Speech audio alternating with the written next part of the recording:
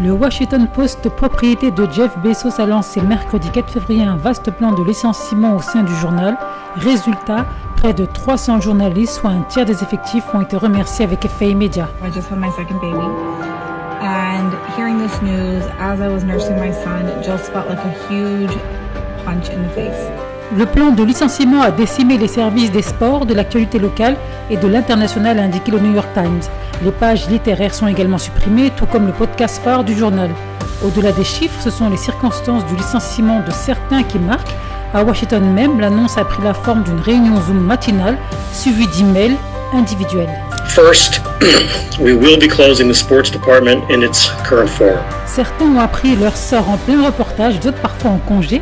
Des journalistes distingués par un prix Pulitzer, une récompense prestigieuse du métier, ont également été licenciés.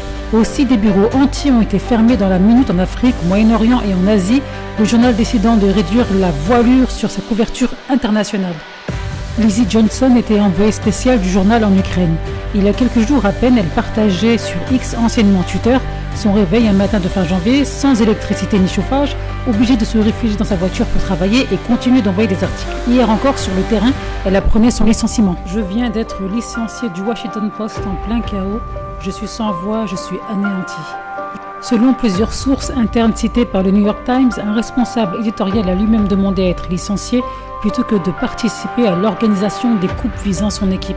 We had a foreign editor quit because so much of his staff was decimated. And for our section, basically arts coverage that doesn't involve Trump has been eliminated.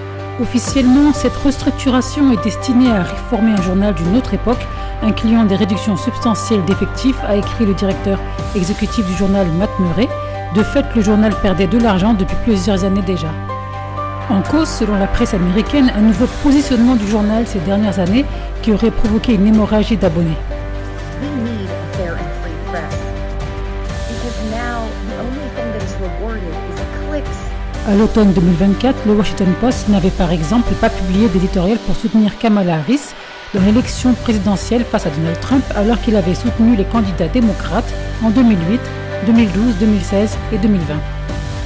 Cette décision aurait coûté au journal plus de 250 000 abonnés, affirme Martin Baron, ancien rédacteur en chef au New Yorker. Beaucoup y ont vu la main de Jeff Bezos, qui 3 mois plus tard s'est affiché au premier rang de la cérémonie d'intronisation de Donald Trump. Ces entreprises ont d'importants contrats avec l'État fédéral du stockage de données à l'espace. Aujourd'hui, plusieurs journalistes dénoncent une décision idéologique plus que budgétaire.